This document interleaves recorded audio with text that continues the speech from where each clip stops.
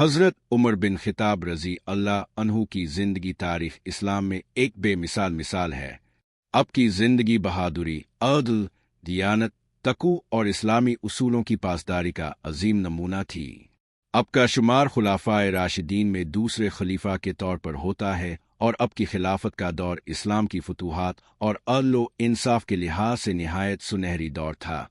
آپ کا تعلق قریش کے قبیلہ بنی عدی سے تھا، جو قریش کے ایک باوقار اور معزز خاندان میں شمار ہوتا تھا۔ آپ کی پیدائش مکہ میں ہوئی اور جاہلیت کے دور میں آپ کو قریش کے چند پڑھے لکھے افراد میں شمار کیا جاتا تھا۔ آپ عرب کے مشہور پہلوانوں میں سے ایک تھے اور گھڑسواری، نیزہ بازی اور فن حرب میں مہارت رکھتے تھے۔ جاہلیت کے دور میں بھی آپ کے فیصلے نہایت مضبوط اور غیر متزلزل ہوتے تھے۔ یہی وجہ تھی کہ قریش کے سردار آپ کو اپنا مشیر مانتے تھے۔ اسلام کے ابتدائی دنوں میں آپ اسلام کے سخت مخالف تھے۔ آپ مسلمانوں پر سختی کرتے اور ان پر ظلم و ستم ڈھاتے۔ آپ کو اپنے آبا و اجداد کی روایات سے شدید محبت تھی اور آپ اسے ترک کرنا گناہ سمجھتے تھے۔ مگر اللہ کا فیصلہ کچھ اور تھا۔ ایک دن اپنے نبی کریم کو قتل کرنے کا ارادہ کیا اور تلوار لے کر نکلے۔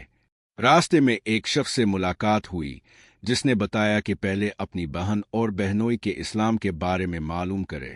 یہ سنتے ہی اب اپنی بہن کے گھر پہنچے۔ اس وقت وہ قرآن پڑھ رہے تھے۔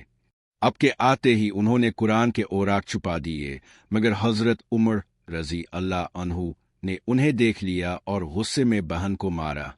بہن کے لبوں سے خون نکل آیا، مگر اس کے باوجود انہوں نے کہا کہ اب جو چاہے کرے، مگر ہم اسلام کو نہیں چھوڑیں گے۔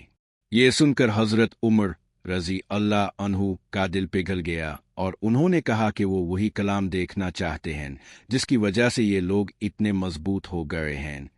جب اپنے سورہ طٰہٰ کی آیات پڑھے تو دل پر گہرا اثر ہوا اور اسی وقت نبی کریم کی خدمت میں پہنچ کر اسلام قبول کرنے کا اعلان کر دیا۔ اب کے اسلام قبول کرنے کے بعد مسلمانوں کو ایک مضبوط سہارا ملا اور وہ کھل کر عبادت کرنے لگے۔ اب ہمیشہ نبی کریم کے ساتھ رہے اور ہر موقع میں بہادری کا مظاہرہ کیا۔ جب نبی کریم کا وصال ہوا تو حضرت ابوبکر صدیق رضی اللہ عنہ کے دست راست بنے اور ان کے بعد خلیفہ مقرر ہوئے۔ حضرت عمر رضی اللہ عنہ کی خلافت کا دور عدل، انصاف اور فتوحات کے لحاظ سے ایک سنہری دور تھا۔ اب کی خلافت میں اسلامی سلطنت نے بے حد وسعت اختیار کی اور روم و فارس کی سلطنتیں اسلامی حکومت کے زیر سایہ آ گئی۔ اب کے دور میں بیت المال کا نظام منظم کیا گیا، فوج کو باقاعدہ تنخواہیں دی جانے لگے، عدالتوں میں منصفانہ فیصلے کیے گئے اور اسلامی قوانین کو سختی سے نافذ کیا گیا۔ اب کا قول تھا کہ اگر دریائے فرات کے کنارے کوئی کتا بھی بھوکا مر گیا تو میں اس کا جواب دہ ہوں۔ اب راتوں کو گلیوں میں گشت کرتے تاکہ عوام کے مسائل معلوم کر سکے۔ ایک مرتبہ ایک عورت کو دیکھا کہ وہ چولہے پر خالی ہانڈی چلا کر اپنے بچوں کو بہلا رہی ہے۔ اب فوراً بیت المال سے آٹا، گھی اور دیگر اشیاء لے کر پہنچے اور خود اپنے ہاتھوں سے کھانا بنایا۔ اب کی زندگی بھر عدل و انصاف کا مظہر رہی۔ اب کسی کے ساتھ رعایت نہیں کرتے تھے، چاہے وہ امیر ہو آ غریب، قریبی ہو آ اجنبی۔ یہی وجہ تھی کہ اب کے دور خلافت میں اسلامی سلطنت میں مثالی امن قائم تھا۔ حضرت عمر رضی اللہ عنہ کی شہادت ایک المناک واقعہ تھی۔ ایک روز جب اب فجر کی نماز پڑھ رہے تھے، ایک مجوس غلام نے اب پر خنجر سے حملہ کر دیا۔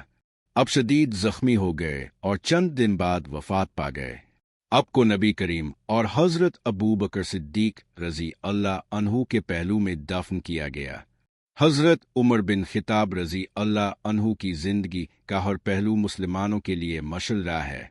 اب کا عدل، دیانت، بہادری، زہد و تقوی اور قیادت کے اصول آج بھی دنیا کے بہترین حکمرانوں کے لیے مثال ہیں۔